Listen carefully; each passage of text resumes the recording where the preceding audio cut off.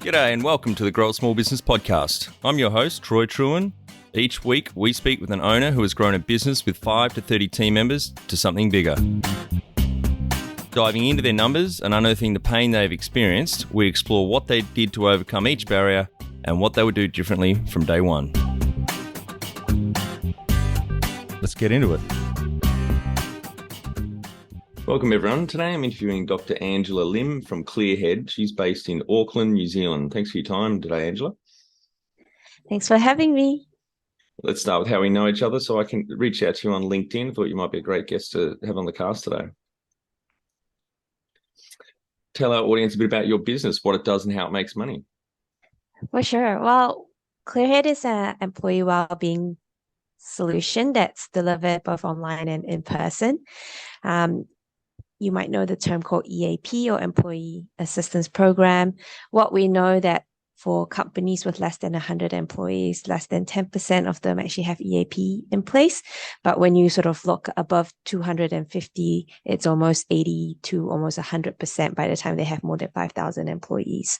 So what we do is we provide mental health support for those employees that are struggling. But obviously, you don't want to wait till that point. You don't want to be the ambulance at the bottom of the cliff. So we provide very intelligent, guided self-help tools and content that your employees can work to stay resilient, prevent burnt out, be more productive, be more confident. And then we really guide these individuals in a very cost-effective way. Yep. Great. A much needed service, especially after COVID, but I assume you started before COVID. Yes, we did actually. We started in 2018 when mental health wasn't very sexy, yep. But we've definitely seen that post the pandemic, mental health is the top 3 issue for all Fortune 500 companies. And of course, small business owners who don't have very much resources and, really what they have is their people. And so if one person gets sick, whether it's COVID, whether it's mental health issues, then suddenly, things don't get done. Yep. And do you have much of a focus on the actual business owner themselves, or it's just the entire team, I guess? Yeah, we take a very systems approach in the sense that when we think about resilience, often people think about it as an individual. The individual needs to be resilient. The individual needs to solve their own problem. In parts, that's true, but, true resilience is set in an ecosystem or an environment. So we believe in, equipping the team or the organization. And in that context, obviously, the leader is one of the most important parts of that piece of the puzzle. It is what you do that determines how your employees behave. That's all culture is. Culture is not what you say, it's what you do.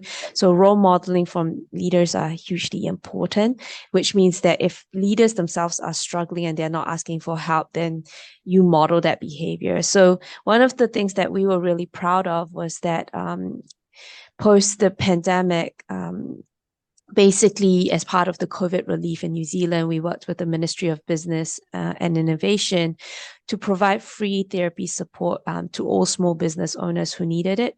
The current public wait list to be seen is about 6 months in New Zealand. It's actually quite similar in Australia as well. So with these small business owners, within 1 week of reaching out to us, they were able to see a psychologist of their choice, have 12 sessions fully paid for. And that's just something that we were super proud to be able to deliver for the people who really are the backbone of our economy. Yeah, great. I read an article the other day here in Australia. Excuse me, getting over a cold.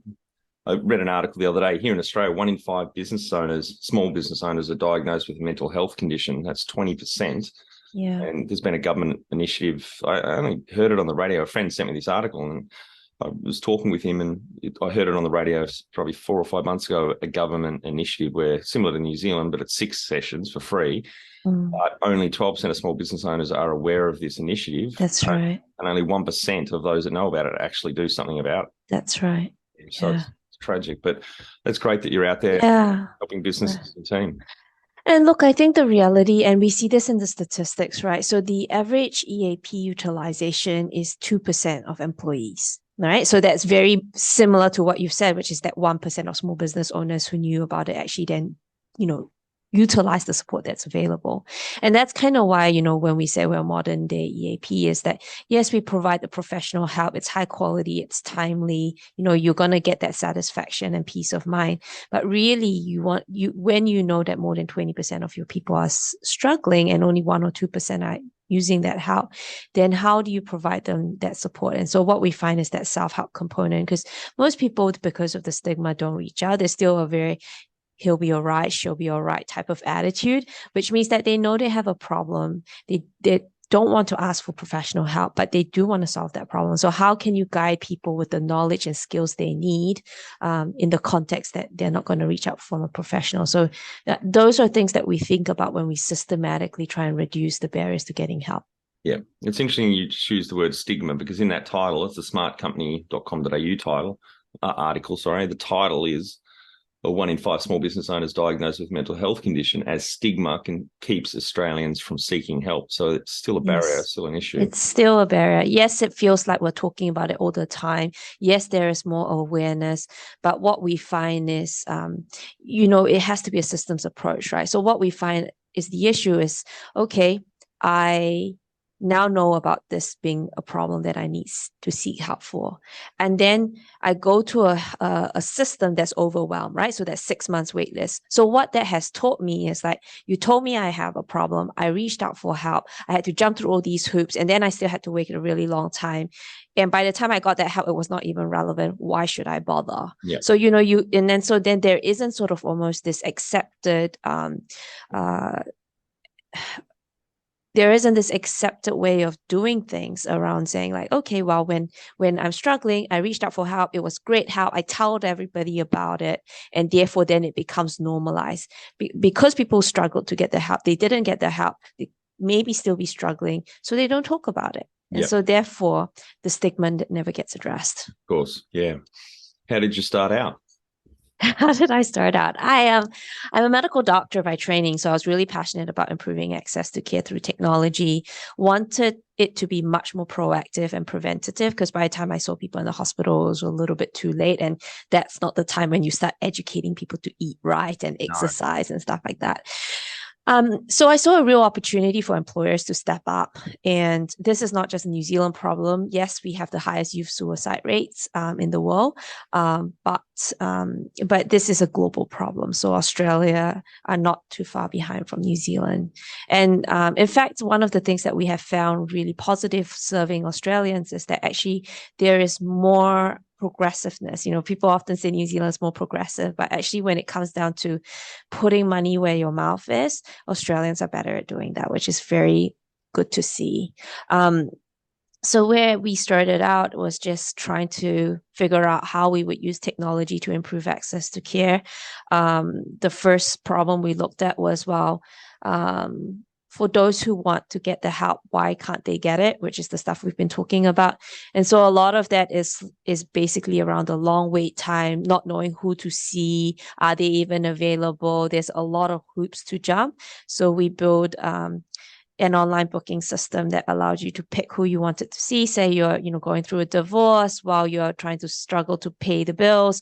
There's just a lot of pressure, or, it might be a new business. You feel not very confident about what to do, who to hire. You don't have to struggle alone. The same way you don't expect a professional athlete to just do it alone. They have a coach, they have a whole team behind them. Why should you as an entrepreneur not have a whole team behind you? You are the emotional ups and downs of running a small business requires you to have the same level of mentality and resilience as a professional athlete, right? So that's kind of the way that we saw it. So let's make it easy for people to get that help. Let's reduce the wait time. So we were really proud. The average wait time was 3 days instead of 6 months.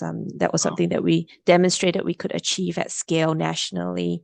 And then of course to demonstrate that scaling into the Tasman as well to Australia. So that was super fun. Great. Then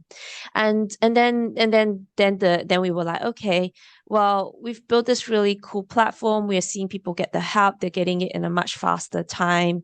But we know more people need this help than who's currently accessing us. And so we started thinking about that self-help side of things.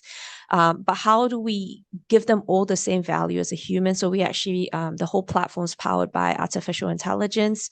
So we can deliver the same level of support, well, almost as good human support, but just much more cost effective, right? Because all small business owners are very cost sensitive, right? Yes, of course, I want to help my people. They're like family to me, but I also have to balance that against all my other budget line items.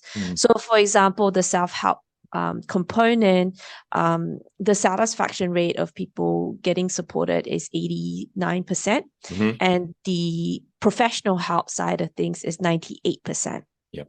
Great. So what that says to me is like, cool, it's not as good as human, but it's good enough. And then in the context of like the current system, so when you look at the academic literature on how satisfied people found the help that they were getting in general, that was 46%. And that's quite consistent with the user interviews that we did, which is kind of like, flip a coin, you got someone good, flip a coin, you didn't, and so we wanted to take the chance of getting the right help completely out of the equation. Yeah, great.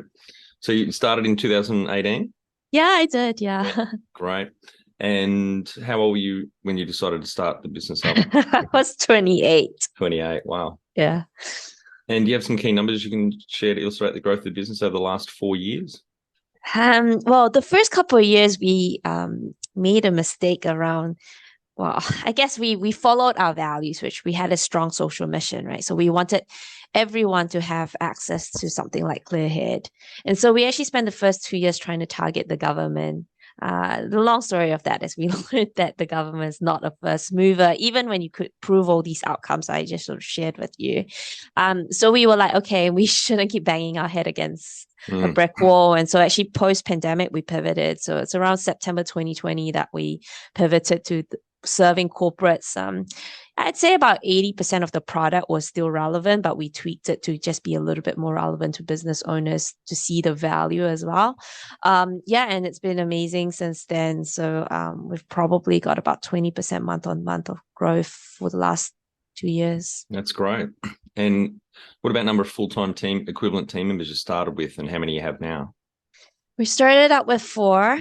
It was me and my technical co-founder. So he was a software engineer. I brought the clinical experience. And then we hired someone to do the front end side of things, and someone to do the machine learning side of things. And that 4 has kind of grown to about 20 now. We try and use AI as much as possible to automate the process. So again, we could provide that cost saving back to our customers. Yeah. No, that's a wonderful growth in 4 years, 4 to 20 people. Any other numbers you're happy to share on the growth? Yeah, I mean, look, I think, just in the last 1 year, we 9x our revenue and we 6x our customers. So I think what that just says to us is like there's a very big need out there that needs not being met, and we're really proud to be able to serve the community in this way. Yeah. And when was the moment you felt like you had succeeded? Not till basically a year ago. Yeah. The first 2 years, there was a lot of frustration. I thought many times about giving up. I felt just like nobody cared about what we were doing. We made all this impact, but just nobody cared. And I was like, I don't know if this is the right vehicle in which I could make change and make an impact. And then the minute we changed who we were serving, it became very obvious, like our first customer was the largest employer in New Zealand. It's basically the equivalent of Coles, but in New Zealand. Yep. That was our first customer that gave us a huge vote of confidence that we are on the right track. And off the back of that, it's just kind of snowballed. So now we went from basically like no customers to 15% market share in 1 year. And And pretty much every market leader of every major sector is using Clearhead now. So we're really excited what that means. And actually, our key priority is to support Australians. It's a bigger market, and like I said, more progressive and willing to put money where their mouth is. So very excited about what that means in the new year, in 2023, our journey in Australia. Yeah. Well, New Zealand's more, I'd say, is more progressive than Australia. I mean, you were the first country in the world to allow women to vote. I think the thing is sometimes interesting is we're good at that, doing things first, grab the headline.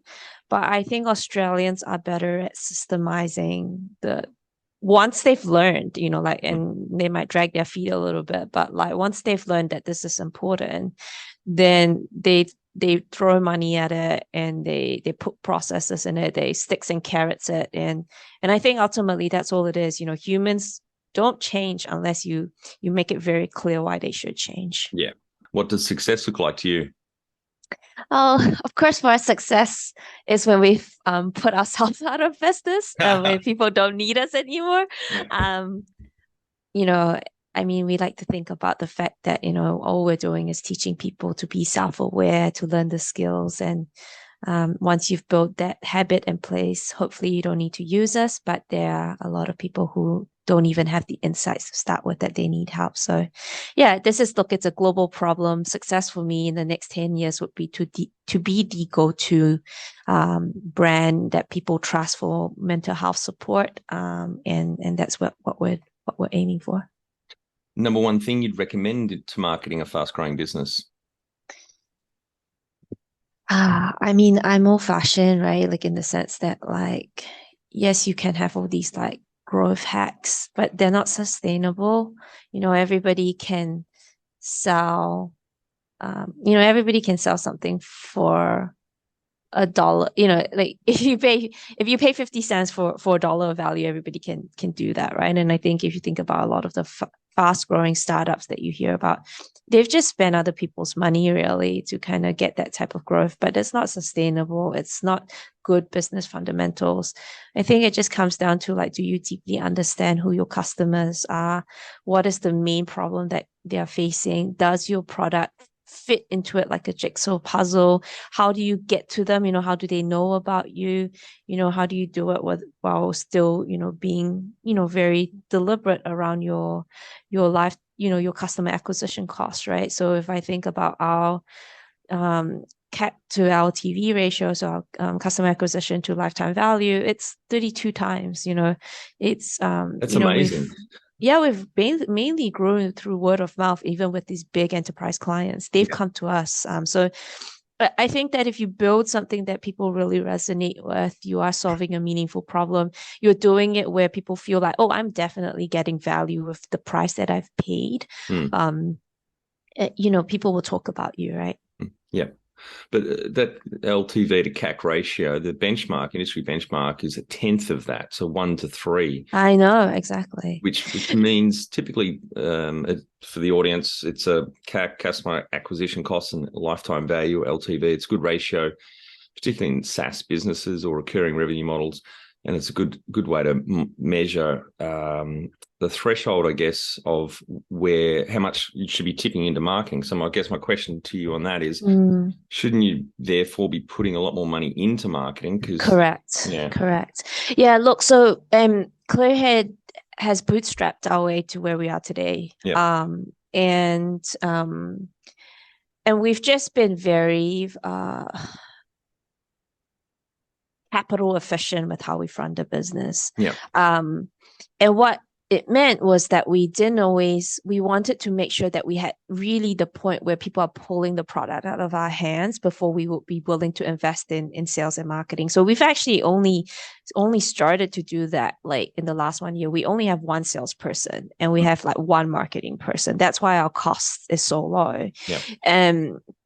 And so where we're at in our journey actually is we are now going to raise capital because it gives us the confidence to kind of basically say, let's play a big game and let's play a long game. Yeah. Well, that's the next question, is how you funded the business. So you said you bootstrapped, you haven't taken investment yet, but you're looking at getting investors We on? did have one angel investor at the beginning of the business, which was great because I mean, it's interesting, right? Like, I mean, a lot of people want to do their own thing, but you know, money is a factor. And I'm gonna be really honest, like if we didn't have that angel investor, I don't think me or my technical co-founder would have been able to do this, right? We both had mortgages and we could not be in a situation where we couldn't draw salary for who knows how long, right? And in the context of hindsight, it took us 2.5 years before we finally cracked it. Yeah. So yeah, it would have been difficult for us to have gone through that process. And what about the government? You've spoken with them about any kind of funding?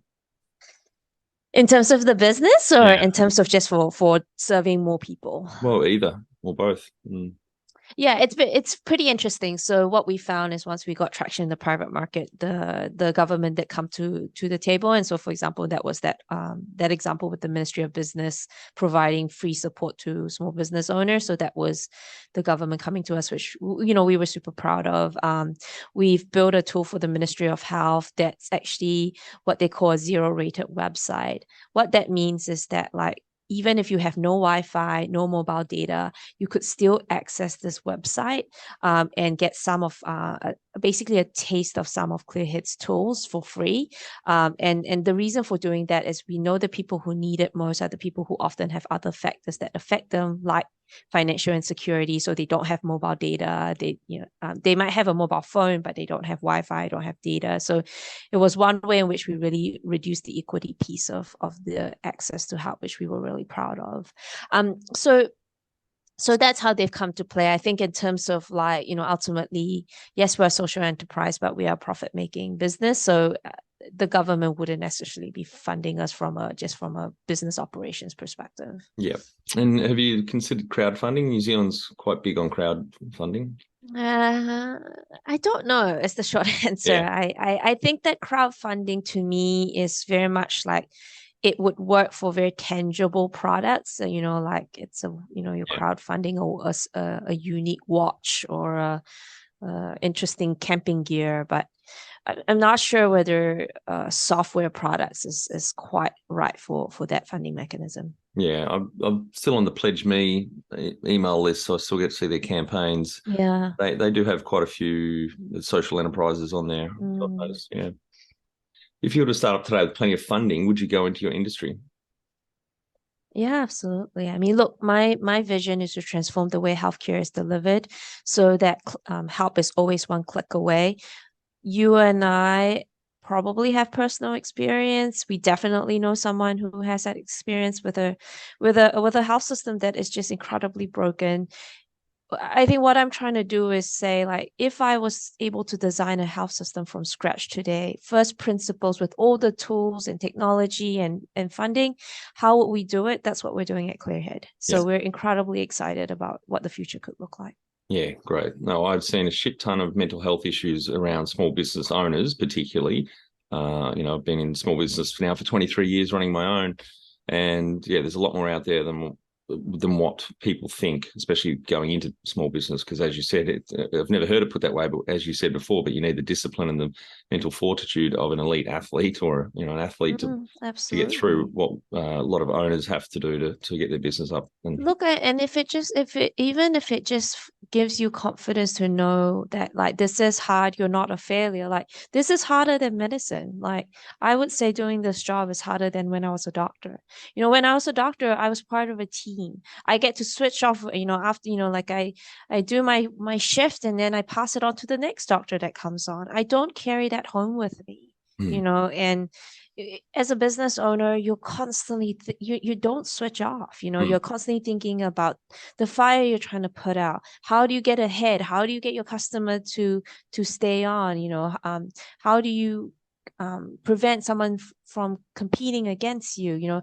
You're responsible for all these people's payroll. Like these are people's lives. How and then they bring their lives to the table, and then you're like, well, I'm not trained to be a counselor with your divorce issues or your health problems. So there's a lot on one person's shoulder. And people are not very good at asking for help because we hear about these so-called overnight success, like, oh, overnight they became $1 billion company. Like, that's not true. Usually they've been slogging at it for 10 years.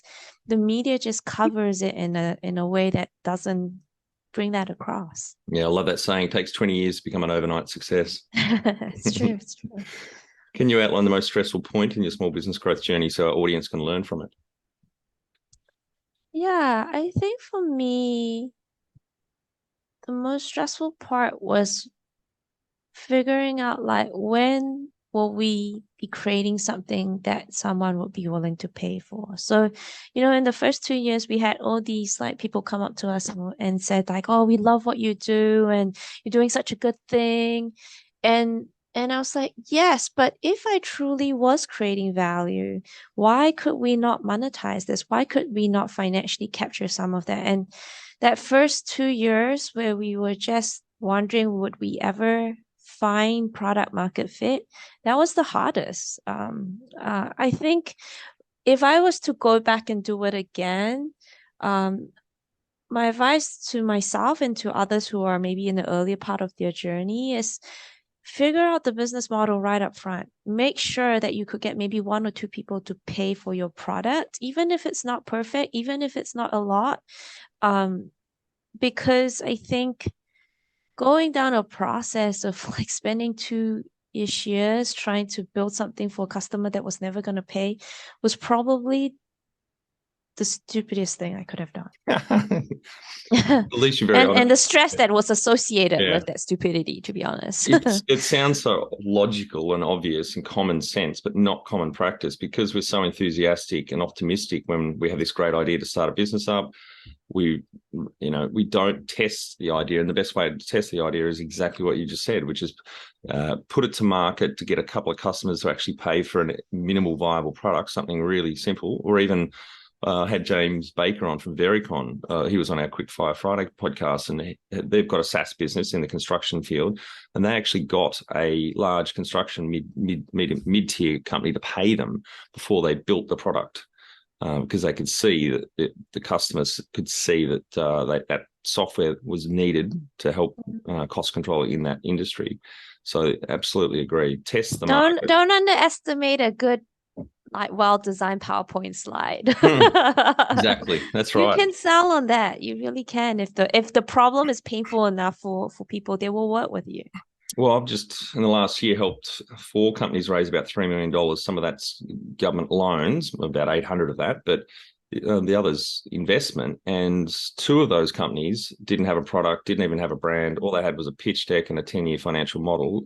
And the investors could see, that and believe in their founders, obviously. So yeah, I think you test the market, get people to put their money where their mouth is, if it's either customers or investors, before you actually start building what you say is needed. Yeah, that's right. What area in business do you feel you've had to work on the most to add the greatest value? Ooh, the reason business is hard is because and in terms of being like a breakout success, the reason it's hard is because you have to get everything right all at once. You have to get the product right. You have to get the business model right. You have to get the marketing right. And you have to do it all at the same time. One of the things that I've been able to do right, which I think doesn't quite answer your question as you expect me to, but is that I've just hired the right people. And then I've been able to delegate. Like, I think there are lots of people who kind of feel that, others can't do it as well as they do. And so they try and do it all. And then in the end, they are their biggest bottleneck. Yeah. So I think for me, it's just recognizing that all these pieces needed to unlock at the same time. Therefore, if I don't have expertise in any of them, to be honest. I was a doctor. So I hired the right people. I said, look, this is where we're going to go. This is the milestones we need to achieve. And let's try and work to it together. We were very agile. We were constantly getting feedback. So I would say that our platform, from when we first started to where it is today, we probably did a massive overhaul at least 10 times. We were never precious about what we built. We were like, cool, it's no longer fit for purpose, rip it out. Yeah. Yeah, so that's kind of the way that we've approached getting it right, I guess. What have you enjoyed the least about managing fast growth? Oh, one of the things that like I like like I never had any like sort of formal education. So YouTube is my university basically. Yeah.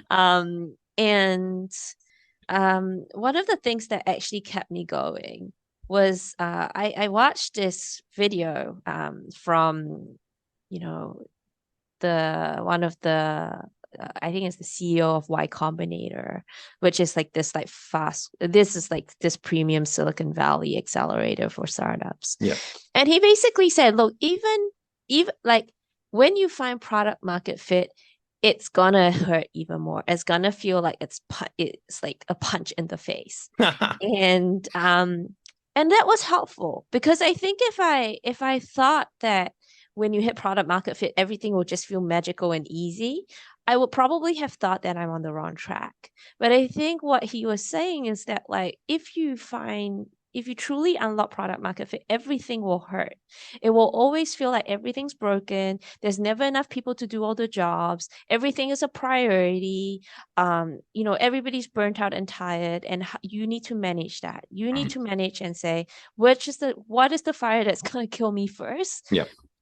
How can I help people prioritize so that they're not spinning their wheels in all direction? Yeah. How do I provide enough support so that people don't burn out, but also be managing my burn because like the revenue isn't growing as fast as today's salary, so it's all those things that was you had to like I said, you had to kind of get to a point of almost like a spiritual exercise that like you're doing this for greater good. You're just working your way through one problem at a time. You can't see it all, but you have to just trust that it'll all work out if you just keep putting one foot in front of the Yeah. other. So I'd say that was probably one of the hardest things. And what do you love most about growing a small business? Oh, my team. I think one of the things I am proud of is one, hiring really well, really smart, intelligent people who I empower them to take ownership of their work. And then build a culture where, yes, we are dealing with the seriousness of someone's mental health, but actually people are incredibly playful on our team. We find the moments of joy in our job. We practice what we preach. So, um, in general, like my team never works more than 40 hours a week, like Great. and it's great in the context that as in a high growth startup that is almost unheard of. Yeah. Yeah. Well, yeah, you'd be going against your own mission and purpose if you didn't stick That's to that. right. Yeah, and look, it's I will be really honest, it's incredibly hard. Because like I have to constantly be balancing the tension of like, how do I properly resource my team so that they are not having to feel burnt out or like have to work stupid hours to meet the operational demand, but also not kind of just throwing money at the problem, Yes. And so really getting that balance right is incredibly hard. Yeah. So I just forgot to ask under marketing the net promoter score. So I'll ask that. We'll get our editors to put that back under the marketing bit, and then we'll get back onto the questions. And you use net promoter score. What's the number? Yeah, it's plus 64. So That's great. yeah, I'm so happy. Anything over positive 50 is extremely hard to achieve, let alone maintain. So well done. That's great. Yeah, and look, I mean, that's from the customer's perspective, but like I said, more than 98% of people who use the therapy side of our platform was satisfied that it helped them solve their problem. Like that's unheard of, right? Like that's double the satisfaction of the industry benchmark. Absolutely. Well done. All right, back to the questions. What has been the biggest mindset shift for you in your small business growth journey? The importance of prioritization. I think at the beginning, it really is all hands on deck, do as much as you can. And in parts, it's because you actually just don't know what will work.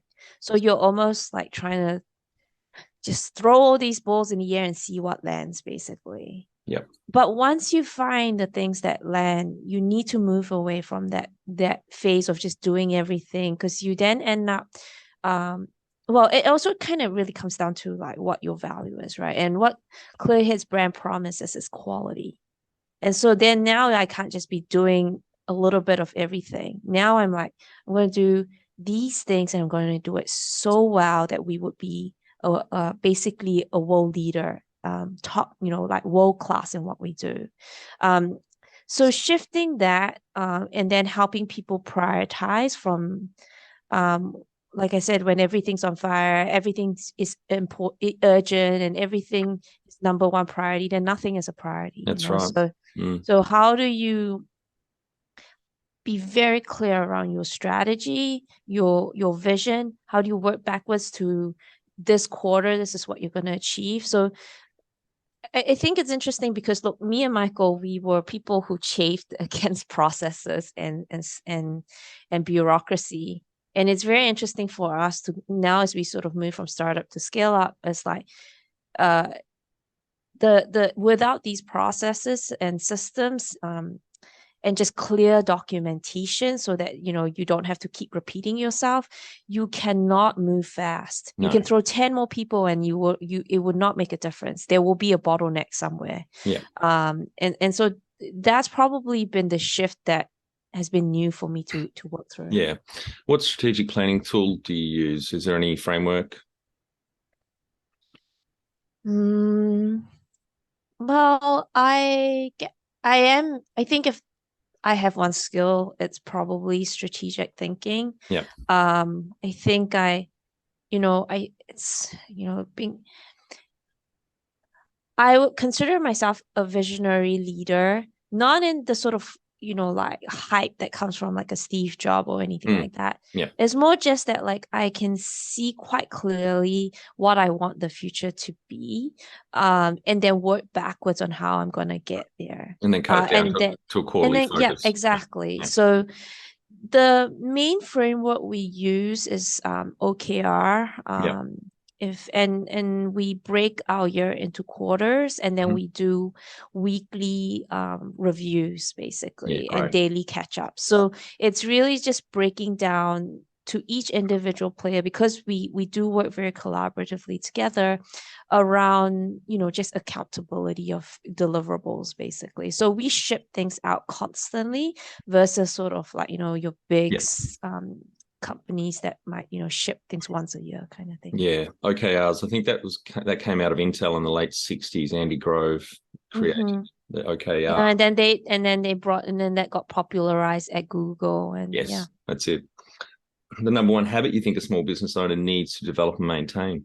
Yeah, be self-aware about your own mental state. Honestly, like it is all a mental game. If you give up, then your team will give up. If you're excited, your team will be excited. If you are stressed and you lash out on people, you create a place that's not psychologically safe. People won't share their true feedback. They won't share their ideas. You will fail. And so they won't take risks either. They're not going to point it out. Absolutely not. And so then you die by default. Yes. So I think the number one thing you can do is just be very aware of like, where are you at mentally right now? Let the team know if you're struggling. Ask for help. Be transparent. Be vulnerable. Like you're not you don't have to be a superhero here. You are on this with the team that you have brought on, and they really appreciate that. I share stuff with my team like, here's where our financials are at. I love to give you all more pay rises. I just can't, because this is where our financials are at. And they appreciate that. I think that often we get very scared about being honest with our team, but you'd be surprised how that authenticity really resonates, especially with the younger employees. Look, the reality is like, why it's important, like, with the stats that I highlighted right at the beginning, that, like 97% of companies with more than 5,000 employees have EAP. But when it's less than 100 employees, it's about 10%. Wow. Like that is fine in an old world. In this seismic shift where now most of your workforce is the millennials and Gen Z, they will walk. Yeah. Like last year, a Harvard Business Review basically demonstrated that 67% of millennials left their jobs for mental health reasons, whether voluntarily or involuntarily. But then when they looked at Gen Z, that was 81%. This is here to stay. This is their expectation. Their expectation is you are authentic, and that you allow them to be authentic, which means bringing all their problems to work, which means that if you don't have good support system, they're going to burn the empathetic staff out because they will find someone to talk to. Yeah. And so if you don't have professional help, that will impact your business. So it's understanding yourself and understanding your team and where they're at and what they need, and you to ask for help with the support that you need, and that role models to your team that they can ask for the support they need. Yeah, I totally agree. Jump over to growasmallbusiness.com and leave your details to get a short 2-minute email I send on Fridays to help small business owners like you become better leaders. I include some reading or professional development resources I've discovered in the last week. Can you talk to how you've added people to the team, some wins, mistakes, and advice for those listening? Sounds like you haven't made any mistakes. No, I have definitely had people we had to performance manage, and it was very painful. Look, I wish to you that you never have to do that, but I am incredibly strict on hiring. Yeah. I would rather not hire than hire the wrong person. Yeah. Good. And what I do notice, obviously, is the labor market fluctuates. Like, when it's a good labor market, like we can have like more than 100 people apply for one job in 2 days. And then when it is a bad labor market, we can have 2 people apply in the whole week. Wow. Yeah. Like the business just, in some ways, so you're dependent a little bit on the macroeconomic side of things. So that's one, you can only, just depends on what talent pool is out there. The second thing then is like, for me is some people is like, oh, I just people kind of sort of almost fall into two camps. It's like, oh, hire the person that like can do the job. But then if like they are not a good attitude, they're not a good culture fit, they won't gel well in the team. And then you might actually find your culture that you really love, like get pulled by the people you hire. So don't do that. No. Then the second is like, and then people say, oh, well, just hire by aptitude. You can teach everything else. Yes, if you have the resources. Do not underestimate how much time it takes to mentor someone that's junior, especially in the hybrid remote workforce that most of us are in. Yep. Very hard to teach that. So you have to be very cognizant of what stage your company is at in order to use that strategy. Because we've been small, we've had to always hire on both people who have both demonstrated clear excellence. And in fact, just the latest one, I needed to hire a marketing intern. I take this much level of like scrutiny even with an intern. We sort of came down to 2 candidates. One who she finished her master's. She was a triple major. She published her work in like magazines, but she had no formal marketing experience. And the other had been, working since he was a teenager, so he had good marketing experience. And so, but when I looked at his grades, and so the other girl also had distinctions and A's and A pluses. And then he had the formal marketing experience, had been doing it for years, could show me some work, but I was like, they're okay, they're average. And so I was tossing it. I was like, look, I have a very tight team right now. Do I want to hire the person that I can just say, here's, do this? But then I'll probably have to invest time in making sure that the quality of his work is high enough for our standards. Or do I hire the person that I know has demonstrated quality in her work, but I'll have to train upfront in how to do the marketing job. So my marketing lead said, hire the person with the marketing experience. And I was like, nah, I'm gonna trust my gut. I'm gonna hire the person who demonstrated quality. And true enough, like within the first week, he has been able to just give her pieces of work that with a bit of feedback, she just goes away and get it right. And that's that kind of stuff where people know what excellence looks like and has the attitude and the discipline to achieve that. You want to hire for that because you cannot teach that. Yeah, totally agree.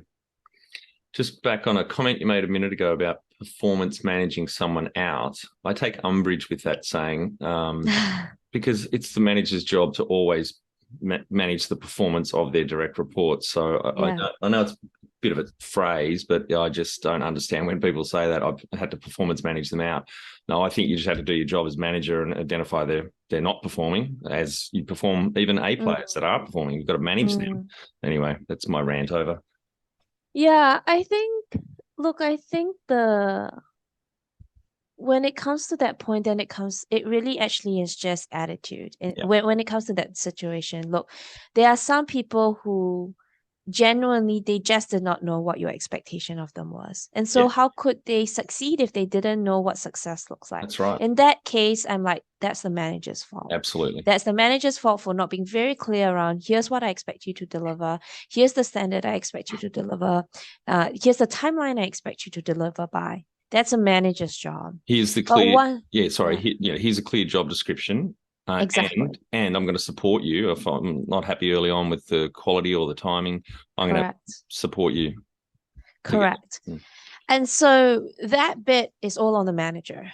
But if after you've done that and after you've provided the support that they've asked for, and they still consistently make the same mistakes, it means they're not listening, they're not learning, and they're not applying themselves. If you don't see a trajectory of change, then it comes down to the individual. And sometimes it might just simply be the environment. Like we are a high performance company. Like I would say the way we think of ourselves is like Navy SEALs. We're just a small, tight team, work at the top of our scope, get shit done, get shit done at the highest level. Not everybody wants to be in that environment. No. It's not a judgment on them. But what you need to be very clear on is, yes, expectation on the job on them, but also this is the environment in which you are operating. Not everybody will want to be in that environment. And I think it's quite interesting. I think Zappos, which is like this like shoe company that has was known for their customer loyalty side of things and getting customer service at the highest level. They basically will, after the first week, basically say to the employees, look, here's 3 months salary. If this is not for you, take it and leave. And some people do. And so I think it's really, again, it's just thinking about like, you can't always really describe what the environment would be like, but really within the first month, someone should know whether this is a good fit for them or not. And if it's not, no judgment on them. How can we support them to kind of find something better fit for them? What are some of the things you recommend to building a sustainable and kick-ass culture to help with the growth? Be very deliberate around who you hire. So I believe culture is something that you have to design. Because if you don't, then it's just whatever you bring in. So every business has a culture. It's just whether you've been deliberate about it or not. 100%. And ironically, obviously, I didn't know all of this when I first started. So we performance managed one of our employees right at the beginning. And so once that, like, after that experience, I reflected on it and I was like, I never want to be in that situation again. What is it about the team members that I love that, and what were the values they brought? And then what were the values that this person that I was struggling with brought? And how do I make sure that the 5 values that we talk about that epitomizes how we work is capturing the values? So we have 5 values. The first is Manakitanga, another way to think about it is just like caring and kindness. The second is collaboration. We are a very multidisciplinary team. The third is be a leader. And that means, taking ownership of your work, doing things that others find hard. The fourth is inspire excellence. So that's the quality stuff that I told about.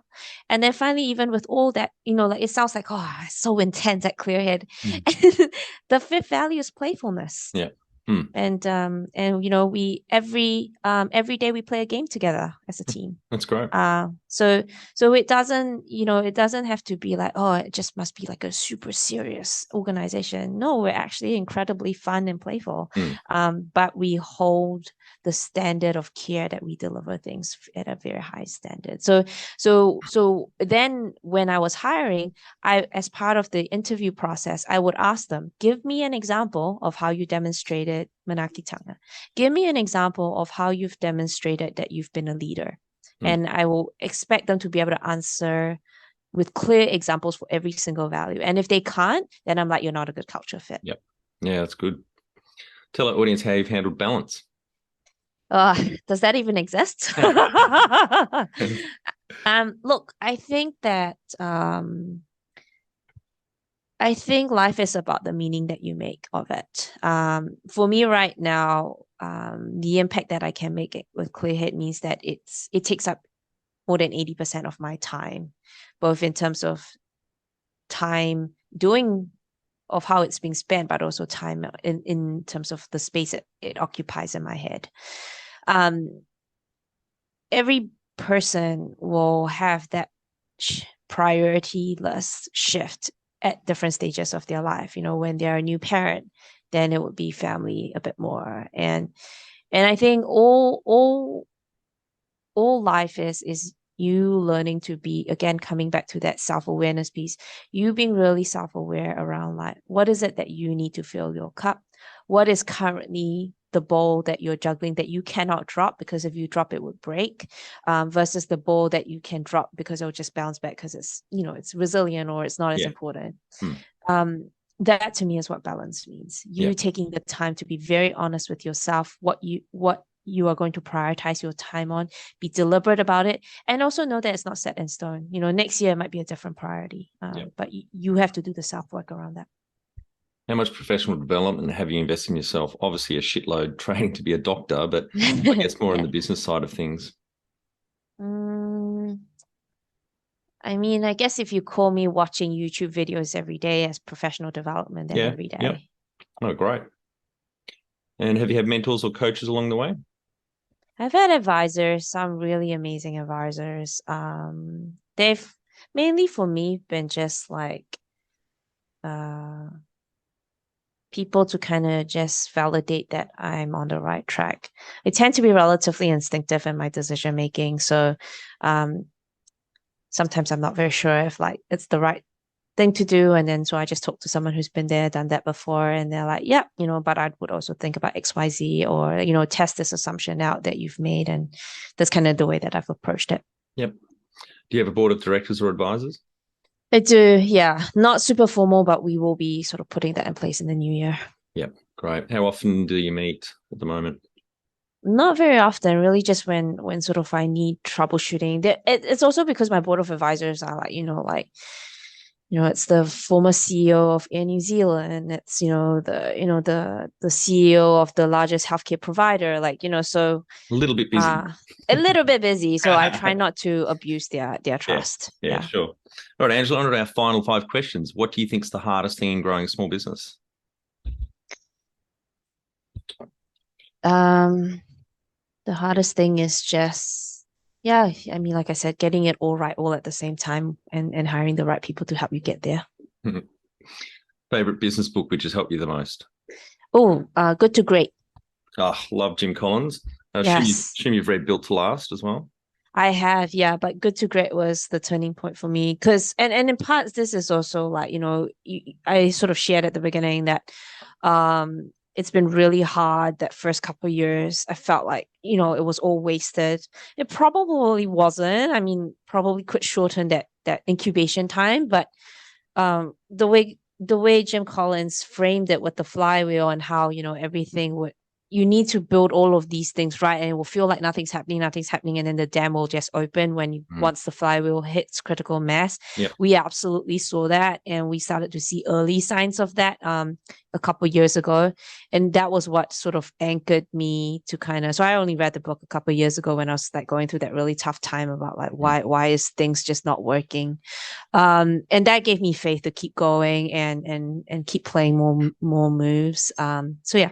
That was a helpful book. And from that book's one of my favorite quotes, which is people aren't your greatest asset. The right people are. Get them right people on the bus, the wrong people off, and the right people in the right seats. So 100%. Yeah, it's great. Any great podcasts or online learning tools you use for your own professional development?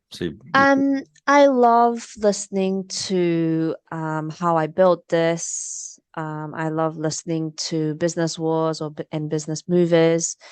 I think for me, it's just knowing that with these great brands that you admire, listening to how so many of them have like near-death experience puts things in perspective. Yep. One tool you'd recommend to help grow a small business?